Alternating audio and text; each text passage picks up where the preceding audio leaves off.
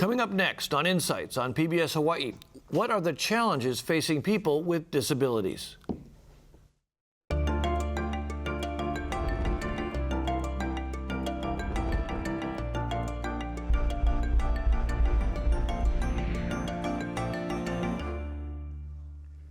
Aloha and welcome to Insights on PBS Hawaii. I'm Daryl Huff from Hawaii News Now. According to the U.S. Census, about 1 in 5 Americans lives with at least one disability, and about 150,000 people with disabilities live in Hawaii.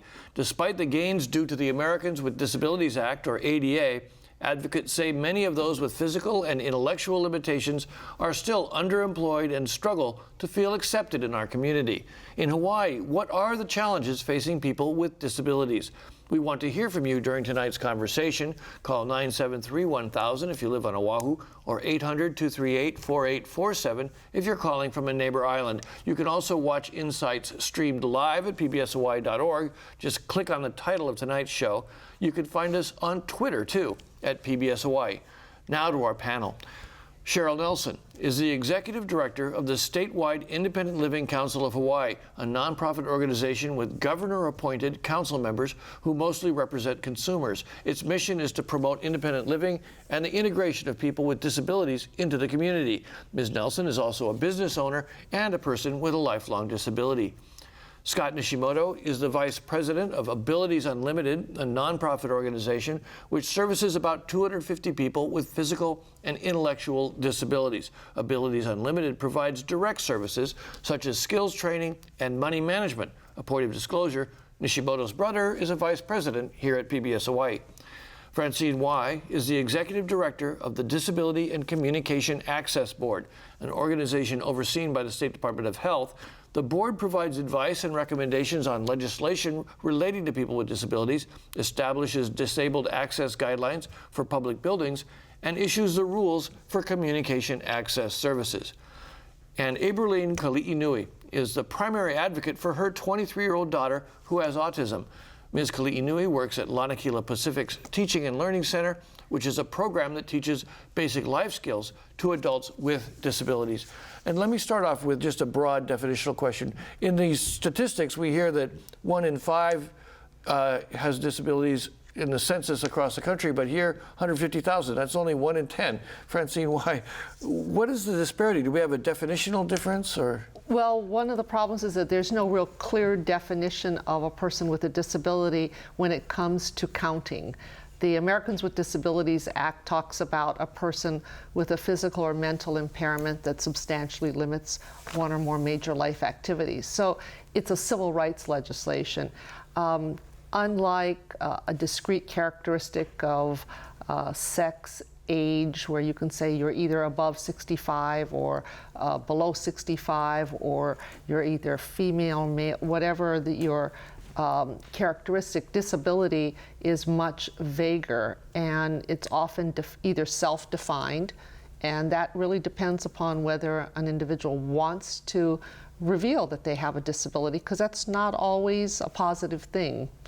Or it's a numerical count of people who are actually receiving services. Let me ask this question of Aberline, as a parent of a child who grew up with autism, now a young adult. Did you feel your daughter was a person with disability while she was growing up? Honestly, no. There's certain things that she could not do, but I felt that she is capable of doing other things, so I sought out her strengths.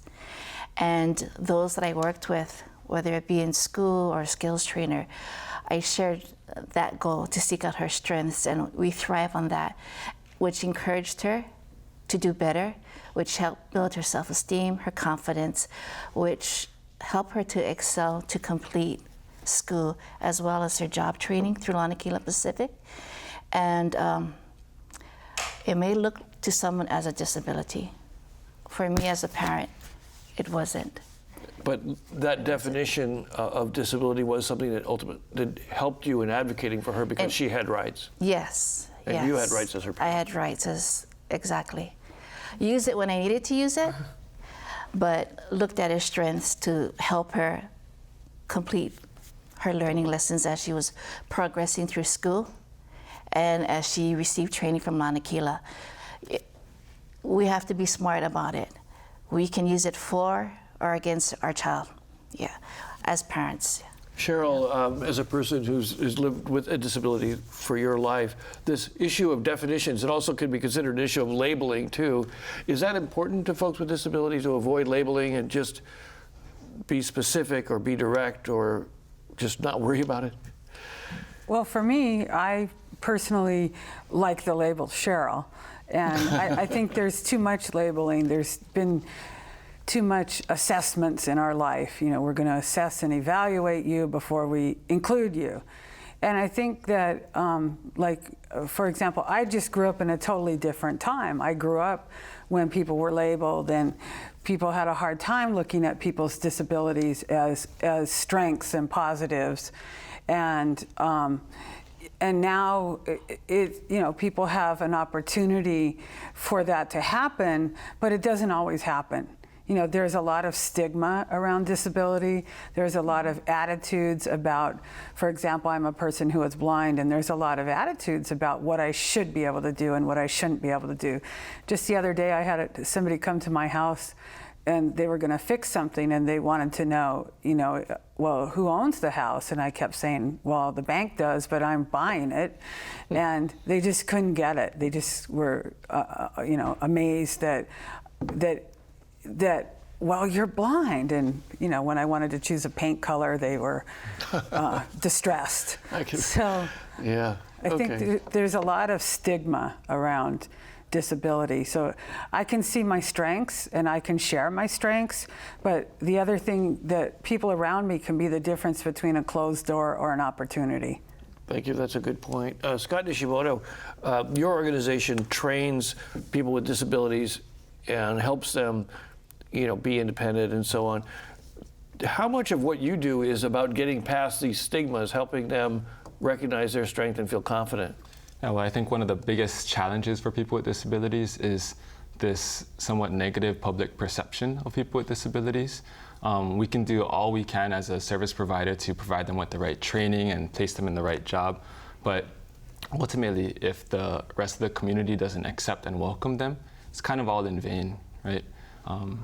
So we see that kind of a lot. We feel like a client is really ready for work, but there's just not really any employers out there willing to take a chance on them. How do you prepare them for that? For the letdown? Yeah. I don't know if we really prepare them for that. I think I go into a lot of our intakes saying, don't expect to find a job right off the bat. It's going to take time. Even when I was looking for a job straight out of high school, it took me a while. Takes connections. Yeah, and we tell them maybe now is not the time to be really, really picky. If you're only looking for a job within 1 mile of your house at a Japanese restaurant, working 8 hours per week, daytime, probably not going to get a job. Wouldn't you say that to anybody? Sure, yeah. If you're going to be that picky, you're going Definitely. to have some disappointments. Let me get back to my original sort of ground laying here, Francine.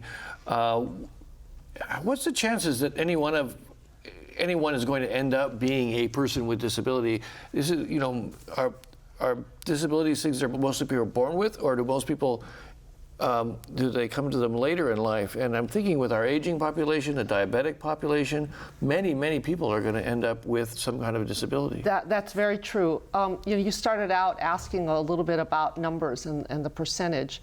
There is one survey that's done nationally. It's called the American Community Survey, and they came up with a number based upon what people reported of 10.2% of the non-institutionalized population.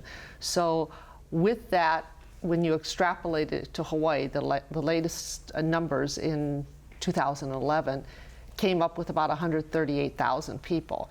And they didn't count anybody who was in an institution, any kind of long-term care facility, nursing home. When you add all those individuals, you're talking 150 to 160,000 people. But when you break it down by age, it showed that as you got older, for people that were, for instance, 75 and older, the rate at which people identified themselves as having a disability rose to almost 50%. Scott, in your organization, are you Do you see a lot of people who are coming to you who have become disabled later in their life? We don't see a lot. I'd say about 95% of our population has developmental disabilities. The other 5, maybe they came after they had a stroke or a car accident or diabetes or a mental illness that happened later in life. You told me earlier you don't get too many veterans. Is that because they're still mostly in the VA? I don't really know the answer to that. I think most of them are within the VA system. We get a vet every now and then, but for the most part, the VA has their employment services and we have ours for the rest of the population, and it's pretty separate. You know, at the beginning of this program, we talked about this is 25th anniversary of the Americans with Disabilities Act. And Cheryl, let me ask you, first of all, how have things changed for people with disabilities since that law was passed and in the time since? Is it really dramatically better, or is it still got so far to go you hardly notice the difference? Well, I think it depends on what we're talking about. I think the public has an awareness of curb cuts, and they have an awareness of Braille in an elevator. And beyond that, people don't have, in my opinion, a huge awareness, but the curb cut benefits somebody using a stroller and somebody using a wheelchair and somebody pushing a cart and somebody who doesn't want to walk up step up on the curb. Or me on my bike. Yeah, so it benefits a lot of people. But in the beginning, I think people saw it as, oh my gosh, we have to do that. So I think it's brought a physical awareness. And I also think that the awareness, it's good, but I see the ADA as having laid a really good foundation. Mm-hmm. And it's the businesses and individuals and agencies and so on that really are going to make the ADA work. It's not the ADA itself, because it is civil rights law. Mm-hmm. And how I interface with my personal disability and then the next person does and interact with different organizations around me, it's all very different. And so my expectation, when I go into an elevator, for me, by the time I find the floor I'm going to, I've been up and down 6 times because there's no standard layout for the Braille. Oh. And the Braille doesn't often get checked, so quite often it's wrong. So what happens when you find yourself in a place like that? Do you have the ability to do something about it if you pushed it? What I do is I say, hey, what floor is this? Whoever I'm with. I do what's easiest right then, in the moment. And sometimes it's easy. I mean, of course, if I'm in the elevator alone, I look for the buttons. But if someone's standing closer to the elevator, I ask them. If I'm standing closer to the elevator, I hope that they'll ask me. But often they don't. They reach around me, or they don't ask me, could you push 6? Oh, okay. And then Aberline, mm-hmm. For your daughter and for the people you're working with now, do you think that the ADA and other rights for people with disabilities have made a big difference? I think it has helped to some extent, but like what Cheryl was sharing, there's more that can be done. There's so much more that can be done. And like what Scott was sharing about the community, the businesses, awareness, and then allowing us as for Lanakila TLC to be out there. Not that they don't allow us, but we go out there to show the community that we're here. Regardless of what disability what disability they have, or what label they may think, we're here. We're individuals.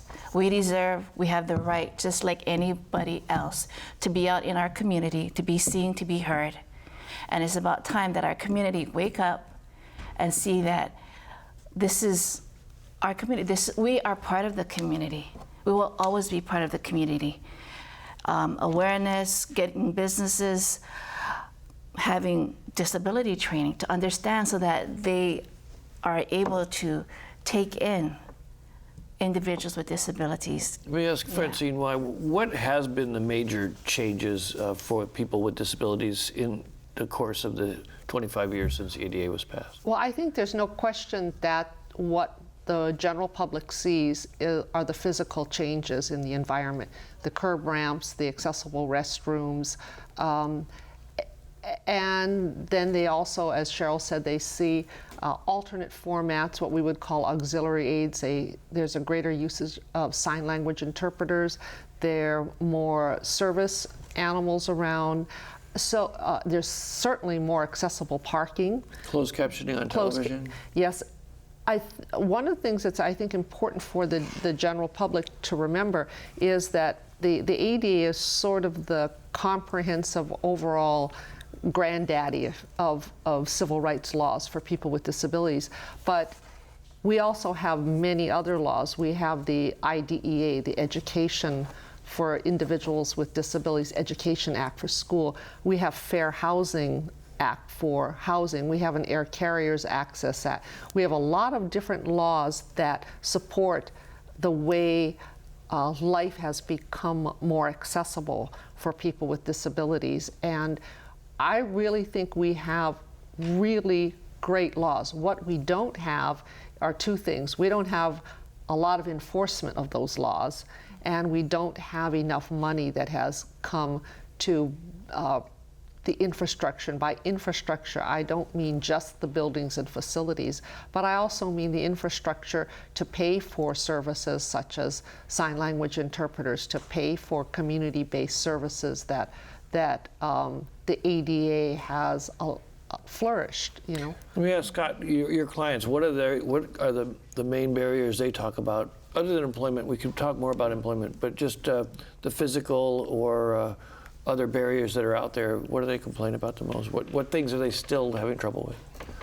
I would say one of the biggest challenges is just kind of navigating through the system. And I think it can be really easy if you're a person with a disability to fall through the cracks of the system. We get some clients who come in to us 35, 40 years old and ask them, oh, you know, what have you been doing since you graduated 15, 20 years ago? And they say, oh, just chilling. You know, I didn't know we had these services out there. I didn't know that SSI existed. I didn't know, you know, there were resources for people with disabilities. And then we also see that our office is very close to the homeless shelters. So we see a lot of individuals who are homeless, and a lot of them have undiagnosed mental illness, right? So that's another population that just kind of slipped through the cracks. Maybe if they had some services, or if they knew about the services, then, you know, life would be a little better for them. That's on a point that Lonnie from Manoa writes. What are some modern challenges facing today's disabled community? Cheryl, what are you hearing from your other friends in the disabled community about those kinds of challenges? What are the modern challenges?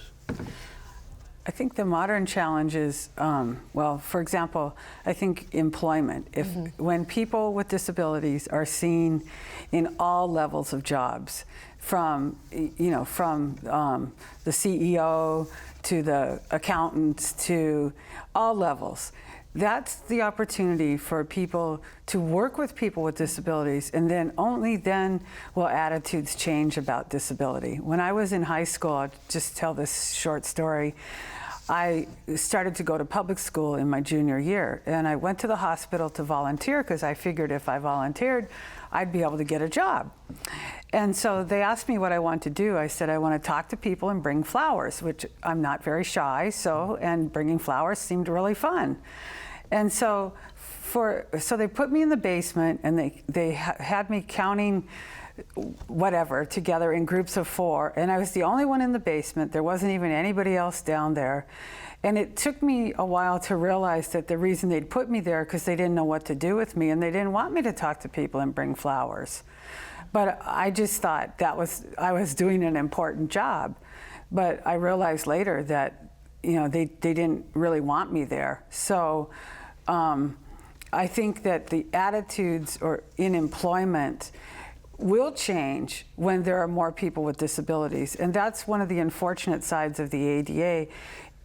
The employment statistics aren't really much better, and in some ways worse, since the ADA passed. But I still believe that the ADA is a great foundation for our future. Francine, how you mentioned the lack of enforcement, and we were talking earlier about some of the stories that we've done in the past about lawsuits. You know, there are a great many lawsuits. Is that still primarily the only way people can get this done, is to threaten to have a lawsuit or get a lawyer? And I imagine it's not cheap to get a lawyer either. Well, I don't know that I want to speak to how much it costs to get a lawyer, but we do have agencies, the Hawaii Disability Rights Center, the Hawaii Civil Rights Commission, that can provide a venue for an individual. Their backlog is terrible. I mean, they're understaffed, so we don't process the complaints fast enough. And even if you take a look at something such as the accessible parking program, we have great stalls out there for accessible parking, but we don't have good enforcement of it. So we don't have enough police. I mean, and that's just a real simple example of something that people can recognize. And I'm not saying that the people who do enforcement aren't doing a good job, but we have a long waiting list and a backlog of complaints. Let me ask, Aprilene, is your own daughter, does she have a job, and is she concerned about her ability to get work? She does have a job. She's working at Hickam as a Miss Hall attendant. I'm her transportation getting to work. She starts work 6 o'clock in the morning. We live in Waimanalo. So I take her, and I'm concerned about her transportation coming home. She catches the bus on her own coming home. She doesn't drive, you know, so How big is it? Is that an issue? Maybe Scott, is transportation a humongous issue when it comes to employment? Yeah, huge. Yes. We actually have a travel training program that specifically focuses on this issue, where we help people with disabilities to navigate the public bus system. But not everybody can catch the bus. A lot of them have to rely on handy van, and I mean that's for another show, you know. Well, so let's touch on that a little bit. Richard from Clee says Hawaii area rapid transit took $200 million. I don't think this is quite factually correct, so I'll be a little bit careful about this. But there was Hawaii area rapid transit took $200 million from the handy van program, was forced to give it back. Have they returned this money yet? You folks aren't really involved with HART, right? But handy van. Give me a quick assessment of how handy van's working out. Cheryl, you have someone driving you, I saw tonight. Well, my friend came with me tonight, but you know, I take the bus. I'll take the bus, or I'll take handy van sometimes. It just depends on what I'm doing and where I'm going, and you know how fast or slow maybe I need or want to get there. And I was just going to say, I find as I've gotten, you know, when I was in my 20s, out of college, and I was more idealistic, you know, oh, come on, I'd tell all my friends that I went to school with growing up, you can do this, you can get a job. Now I'm much older than that, and I understand why people give up sometimes, because if you've been discriminated against over and over and over again, and you keep trying to swing at the ball and you keep missing the ball, so to speak, pretty soon, you know, some people don't have the will or the stamina to keep fighting. They just, you know, are like, you know, it's too much work. And I find myself, as I've gotten older, not as willing to go to a new social situation and feel like a piece of furniture that's in this social situation. And there are times when, just when I think I'm going to be included, I'll be excluded, you know, I'll think it's going to go well, and then all of a sudden I'll be told, well, you can't do this because you're blind. And it's when you're not expecting it that it hurts the most. Because most of the time I'm sort of somewhat expecting it, but sometimes you just don't expect that. You just want to go and do something and have it be just easy like it is for your friends. Let me ask, Aprilene, is that something that you've seen with your daughter, where just when you think that she's doing well, something will happen that discourages her? It has happened, and something happened at work, and it discouraged her, it upset me, but then I went in turn and talked to the supervisor. I agree with Cheryl. You know, I have these high hopes for my kid. And when I hear people, whether it's at work or on the bus, I get upset and always have to explain to her. And when she travels on the bus, safety is an issue. She's a female. And her traveling ride is an hour to an hour and a half. Why doesn't she use handyvan? Would she be I had eligible? asked her, and that's one thing, with my daughter and I, we talk a lot, and I break it down for her, and I had asked her, why not do a handyvan? She just didn't want to, and I keep trying to, and I think she understands the difference. Is it a stigma issue? I think somehow she understands that. I don't know how she understood that. She recognized, and I try to, it would help me out. It would help me out greatly.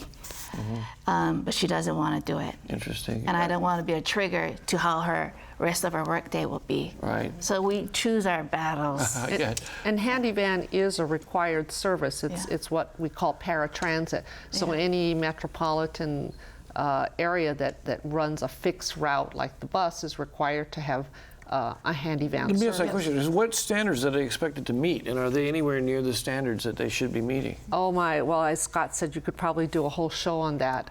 Just on that specific question, though, because we are talking about the ADA. It is something that I've also heard people say, and this is not to bang on the handyvan, but I've heard people say, they take a cab instead, or they get relatives to drive them instead. But theoretically, under ADA, it should be Their on-time there. performance is probably the most complained about aspect of the service. And handyvan is a really good example of a service that has been underfunded and where it needs more money. Is there a risk that the government could get sued because of this? Handyvan is already embroiled in quite a few complaints. So. Is that something? How does that work then? If they get enough complaints and they get a lawsuit, can they ultimately the federal court step in and start running it? Go ahead, Cheryl. You want? I was going to say, I think we should just stay away from how handyvan. Yeah.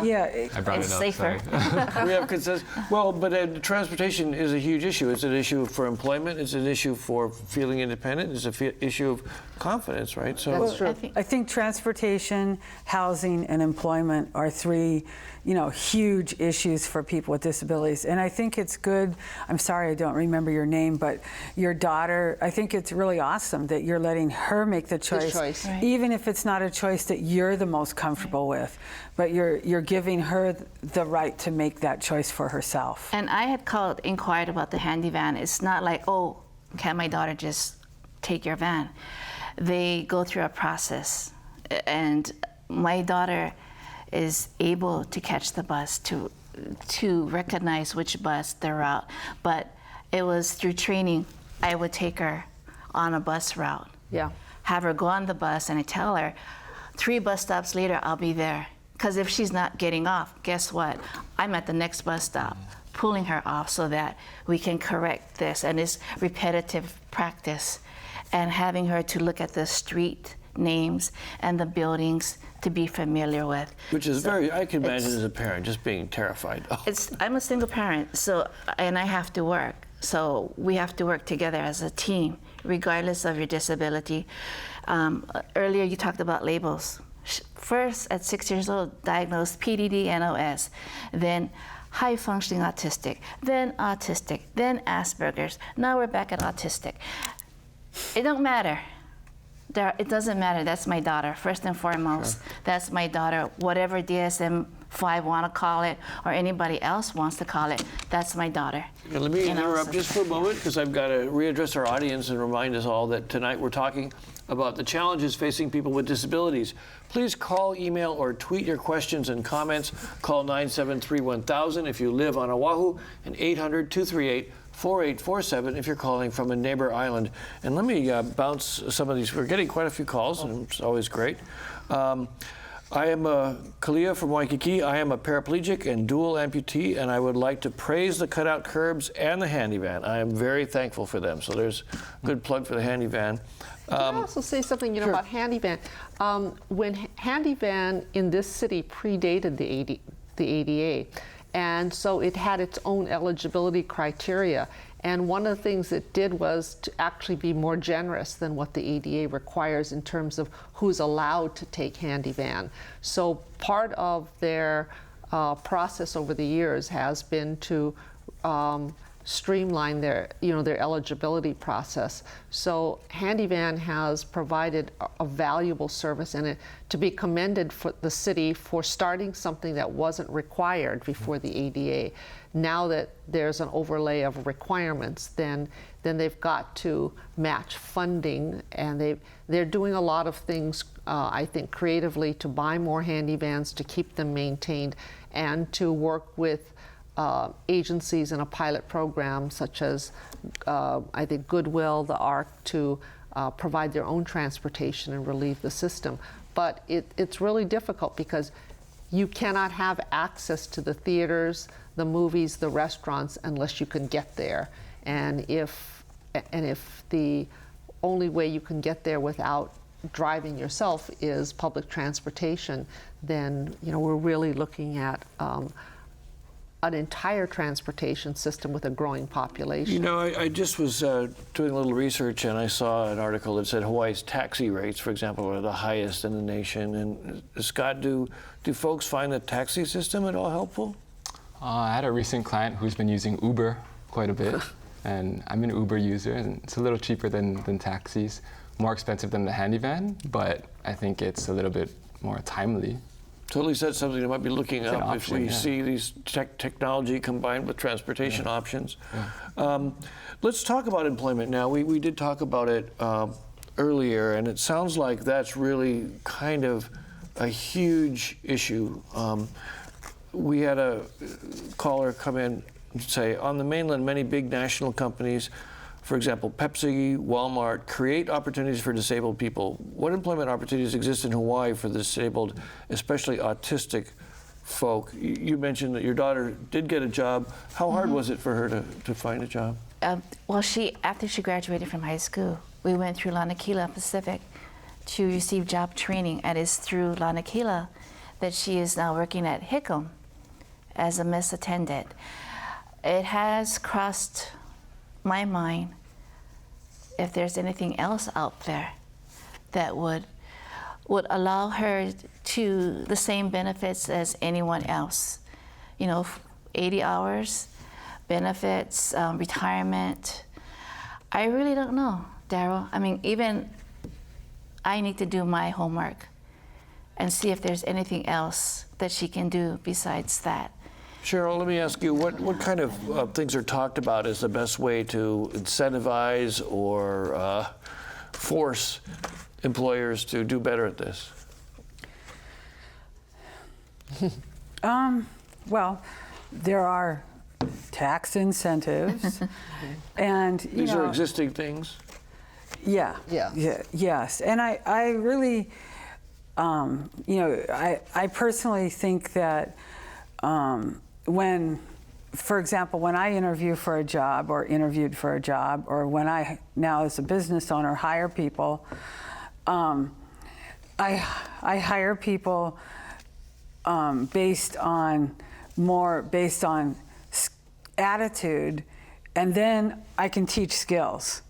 But the attitude of wanting to work or not feeling really entitled, well, the world owes me this, I think it is a real positive thing no matter who I'm hiring.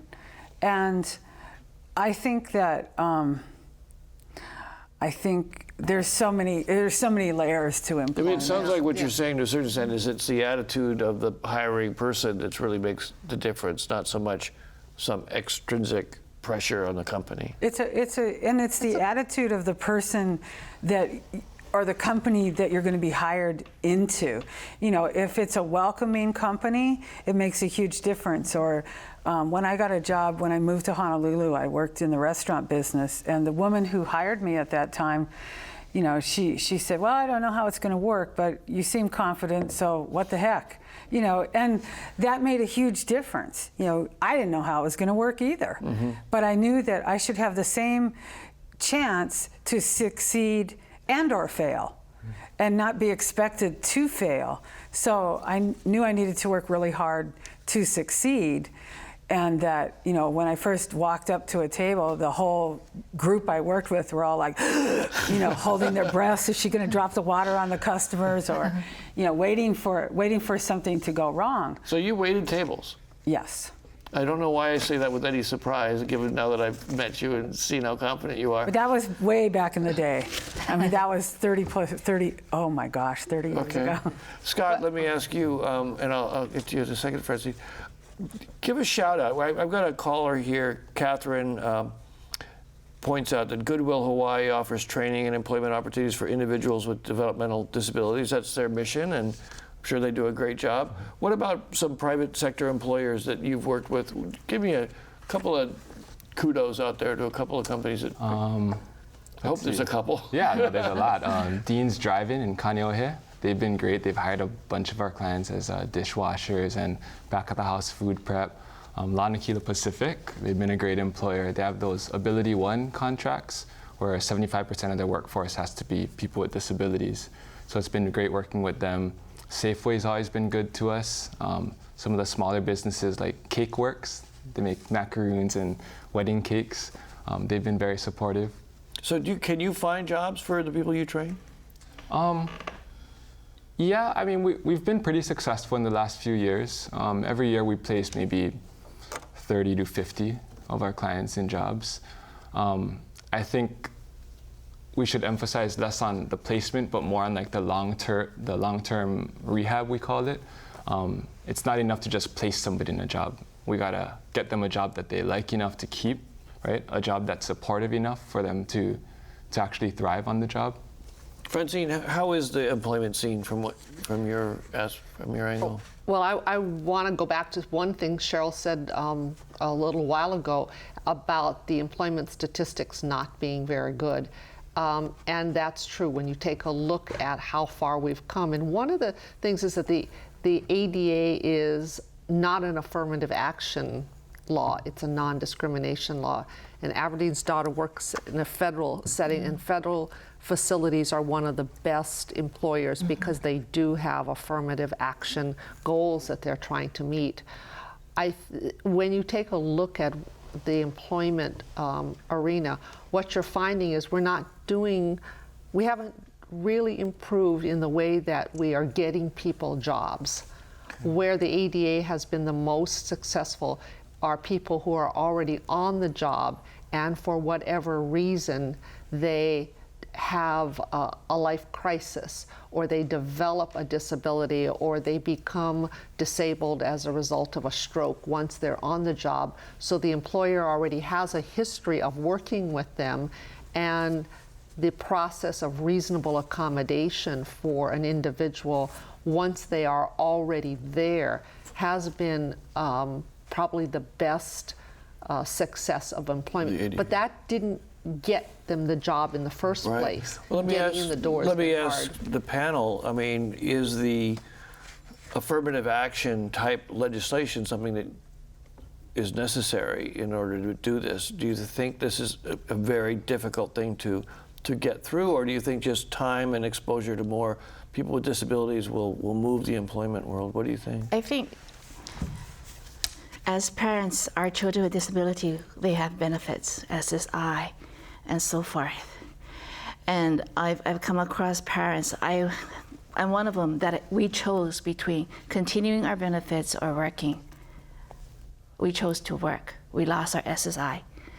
We had to pay back SSI. And I think a lot of the parents whose children are coming SSI is Social Security disability payments, right? Yeah. Okay. So it's something that we're there. Yeah. In order for us to get employment, we still need some benefits. Not give us a disincentive. Yeah, Yes. exactly. You choose, and it's not fair because we're already starting at the excuse me, but we're already starting below. Well, you're starting with barriers. Yeah. Exactly, and it's really hard. And we want to push our children to work and all, but as a parent, the benefits help us. But when we have to choose, then that's another whole different issue too, Dara. There's a lot. We're lighting up the shows that are coming up next. If you are eligible Yeah. for SSI, that also comes Helps. with health care benefits too, your medical care. And it may be very difficult for somebody to go, I mean, they're willing Lose to their give up, medical, yes, yeah. yes, they're Or willing to lose a good balance portion off of it, yeah. the wages, but to lose that medical care and then to have to go back in the queue of waiting is a real disincentive. So you literally get scratched off the list if you start working? Well, it's not completely scratched off the list, but there's Dinged. yeah, you have limits on what the amount of hours, but as we all know, you know, if you get an entry-level job, it's not a living wage here, Right. whether you have a disability or not. So many of the jobs come in at an entry level, and you think, do I give the wage up and do I give my, you know, health care benefits For up? $7 an hour For and a high deductible health policy. That's right. So it's really a trade-off, you know. So Yeah. there are a lot of there's a program that people are talking about it's called a Medicaid buy-in, so that as you begin to earn more, you can gradually phase out, but you can still buy into the Medicaid portion, because that's the part that most people are afraid of losing. Let me ask Scott, what do you think about that idea? You've seen people leave your program and try and find work and be discriminated against. Does that happen? Discriminated against on the job? Or just because of their disability, like people are just saying, I'm not going to hire you for really no good reason other than that? I don't know if they actually say that, but They better not. yeah, they don't actually say that. They're careful with their words, but we have had clients in the past who I feel like they have all the experience, they have the qualifications, they have the physical ability to do the job, but for some reason, this employer is just a little, oh, this guy looks kind of funny, or he sounds kind of funny, or something must be wrong with him. Can I really trust this guy to do the job? So yeah, we do see that. So, and Cheryl, let me ask you, what do you think, if you were gonna write a law right now in terms of employment, what would you want that law to say? Oh, that's complicated. I would say that, I mean, I tend to be sort of idealistic in my points of view sometimes. So I guess I would want the law to say, or I'd want, if you're asking me, how can we get more people with disabilities in the workforce? I think companies that are successful at hiring people with disabilities, for example, could advertise, you know, we support diversity, and maybe there could be television and radio and all kinds of, you know, slots. I've heard some on the radio before. I don't know what the law would say that I would write exactly, but you know, there's a company called Just One Chance, you know, and basically what they're saying is just give me a chance, you know, and the way I look at it is give me a chance, or us a chance, give me a chance to succeed and give me a chance to have the right to fail. Because in failure or not being successful, I'll learn something, just like everybody else. But don't put everything that happens in my life on my disability. You know, oh, she couldn't do it because she's blind, or she, whatever, because she's blind. Or Let me ask Francine, is I it get to write a legal? law too? yeah, let's write it together. You guys actually, that's part of your job. Yeah. But what I wonder about, is it legal today for an employer to say, you know, I just don't think, my gut tells me that your disability is not going to make you eligible for this job. Can you do that? No. Well, don't laugh. I mean, I don't know. On the basis of no, that would be a discriminatory statement to make on the basis of disability. Yeah. But what if someone, you know, I'll use Cheryl as an example, but what if that restaurant owner said, a blind person can't wait on tables? Well, at the time, there were no laws that protected a person with a disability. So they could say whatever they wanted to, and they did.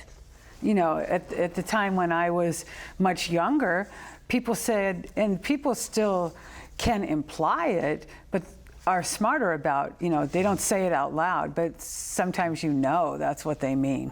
Let me, go ahead. Francine mentioned earlier that the ADA helps those who already have jobs, right? It keeps them safe. But for those who are entering the workforce, sometimes it can actually dissuade employers from hiring, just because they know, okay, this person has a disability, I'm gonna have to provide reasonable accommodations. And while they might not say it to you, like, I'm not gonna hire you because you have a disability, they could be thinking it and just decide to go with another applicant. You know, I did have the experience at a prior employer where they decided to affirmatively seek disabled employees, and they asked an expert to consultant come in, look at the workplace, and they had to make do a couple really small things. Do you think that that's an intimidating factor, Francine, that employers are afraid to take on disabled employees with disabilities because they're afraid of all the stuff they might have to do? I think that's a little bit of a factor, but I think it's really a matter of ignorance when it comes to employment. And I'm still going to take this opportunity to create my own law here. So I'm going to go right back. Sorry, I should have given you a chance earlier. But you know, you asked about affirmative action, and I would think that one of the best things that we could do would be to create some incentives for employers so that they got through the initial hurdle or the initial fear factor. Because, you know, whether or not it's a tax incentive or saying, you know, we will underwrite the cost of an individual's wages for the first 6 months or however, as opposed to affirmative action where you are, you know, affirmative action, you know, there's pros and cons about that, but in many ways, you reduce people to just numbers. Oh, I've got to get one more racially diverse person. And people start the whole process of labeling again. I got to find one more woman, or I've got. If people approach it that way, I think you ultimately are doomed to have a negative attitude over the long run. And I would rather people aggressively say, I would like to diversify my workforce, and if the government could provide me some support and incentive along the way, then I'm willing to take the plunge and be a little bit more responsive. Scott, what did you say? Yeah, we actually have a state-funded program by DVR called a Work-Life Development Program, where we actually cover the wages of our participants for the first 6 weeks, up to 19 hours. On paper, this individual is Abilities Unlimited's employee, so we cover wages and liability. In practice, this person is an employee of Safeway, say. Oh, so it helps them get their foot in the door and kind of it takes some of that risk away from the employer. Yeah, kind of a backdoor entry into the job. Yeah. Last couple questions about employment issues. You just mentioned the State Division of Vocational Rehab. It says, the budget cuts caused the State Division of Vocational Rehab to stop taking referrals for supported employment. The department has not returned to the pre-cut level. And then another one is a generalized question about, is there enough proper education, training available? I mean, are there plenty of resources out there? I don't know, Eberline, have you gone through this process? I mean, for our situation, our resources was Lanakila, and we have resources for us. It is the businesses who need the resources, the support. We welcome them to open their doors, open their arms out to our population. But no one wants to step up and say, hey, let me be the first hotel or whatever organization, business to want to learn more about disability. All they have to do is ask. You know, we'd be more than willing to help them out, to educate them. Cheryl, your own thoughts on that? Well, I think there's a lot of, if I hire a person, with a disability, in people's minds, it's been a lot of times that it's more risk involved. Mm-hmm. But the bottom line is, when you have a bunch of applications, you have a bunch of paper in front of you that are applications, everybody's at equal risk. Right. You don't know if the person, you know, Johnny Smith or Joe Schmo or whomever, you don't know them. So it's no more of a risk to, it would probably be a risk to hire me as the bus driver, but then I'm not going to apply for a job that I don't have Well, I was either just the thinking skills. that the biggest disability that would hurt an employer is an employee who's lazy. I mean, you'd rather a hardworking person would be better to have, you know, regardless of And those employers, conditions. you know, employers do have minimum qualifications for jobs, which is obviously appropriate for many jobs. You have to have either a certain degree or a certain skill set.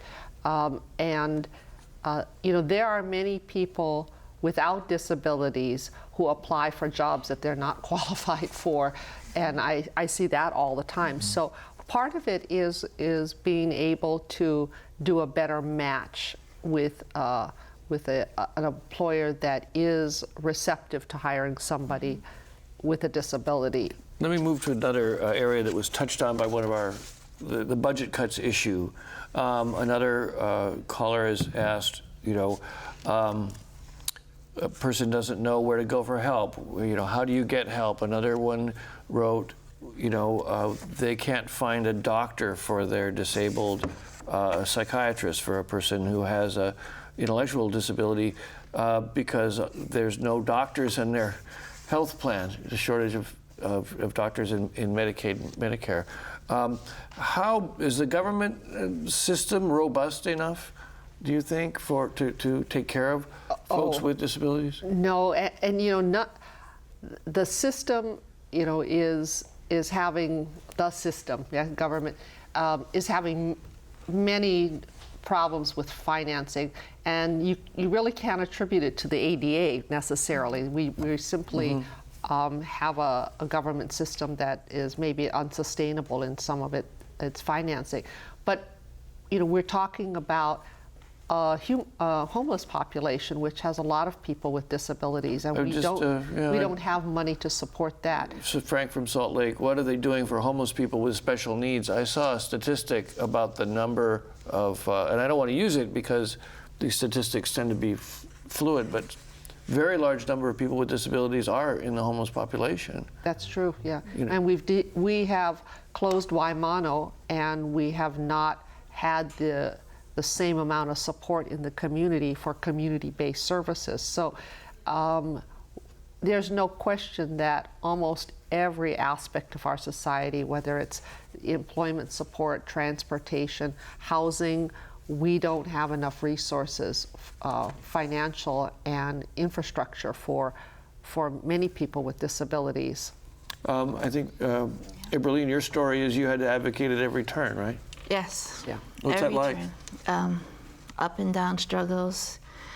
It's advocate. I never thought I would be doing this, but you do what you have to do. And that's all it is. You advocate, and it doesn't end. Even after she graduated, even now, advocate, advocate. It's never an ending, but in the meantime, teaching her to advocate for herself. And that's important because she is now being able to voice what she likes, what she doesn't like. If she doesn't understand something, she's able to ask. It's ongoing. Cheryl, your own thoughts about, you know, how difficult it is to get what people should be entitled to? Well, for me, having a disability is just, it's it's normal. It's, so I never thought about advocacy. The first time I had to do something was in public school. I went to get some paper. They sent us to the office to get some paper. And this woman, at that time, if you had a certain disability, you went to a targeted school. So the office person was saying, you know, oh, those darn blind kids, I wish they'd go somewhere else. But she had her back to me, so when she turned around and she said, oh, oops, can I help you? And I said, yes, I'd like some paper, typing paper. And she said, well, I didn't mean it. And I she patted my arm, and so I grabbed her arm and patted it and said, well, it sounded like you did to me. And that was my first real, it was like, oh, I said something I shouldn't have said. You know? I have to interrupt you, Cheryl, because we've got about a minute and a half. Okay. I'd like to give folks a bite on this one question, is what can we, Miley from Aina says, what can we as the public do to help people with disabilities? Let me start with Amberlene, what do you think? You know, be open-minded, non-judgmental. Just talk to them. Ask them how you're doing. I mean, it's really basic. It's really basic. Get to know. I mean, that's from my perspective as a parent. Just be open-minded and learn. Cheryl, what do you think? What do you think? If you could get the public to do one thing, what would it be? To welcome people with disabilities, embrace us as whole people, rather than thinking we're broken and need to be fixed. Mm-hmm. Francine? Yeah, I would say the same thing. You know, I have a sister with a severe disability, multiple disabilities, and it would be just, you know, welcome. I mean, just, it's not a matter of saying take a chance. It's just maybe throw your preconceptions out the window for a little while. Scott, I got 10 seconds for you. I agree. Ditto. You gotta change your attitude. I think people are too quick to judge people with disabilities and just assume that they're subhuman. And you've seen so many of them grow. Mm-hmm. Yeah. Okay, we're going to talk a little bit now about next week's show. For many of Hawaii's veterans, Veterans Administration benefits and services can be a key to a productive civilian life, but some veterans still find it difficult to get access to benefits, including health care, housing, and employment. What is standing between Hawaii veterans and full use of their VA benefits and services? That's next time on Insights on PBS Hawaii. I'm Daryl Huff. Mahalo to our panel, and a hui hou.